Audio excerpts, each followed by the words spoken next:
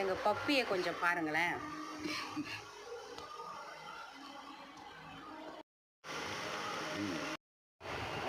அவன் மாசமாக இருக்கா, எப்போ குட்டி போடுவாங்கன்னு தெரியல. அதனால் எங்கள் வீட்டுக்காரர்கிட்ட அவ்வளோ அழகாக கொஞ்சுவாங்க அவங்க. பாருங்க, சும்மா இருக்கால பாருங்களேன். கொஞ்ச நேரம் கூட ஆளுங்களை விட்டு பிரியறதே இல்லைங்க.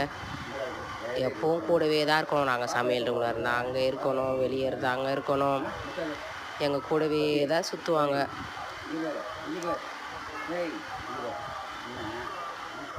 ஏதோ சொல்கிறா, நாம் பேசுகிறது அவங்களுக்கு புரியுது. ஆனால் அவங்க பேசுகிறது தான் நம்மளுக்கு ரொம்ப புரியறதில்ல. கடவுள் அவங்களுக்கு அந்த மாதிரி ஒரு நாம் பேசுகிறத புரிஞ்சிக்கிற தன்மையை கொடுத்துருக்கா கடவுள்.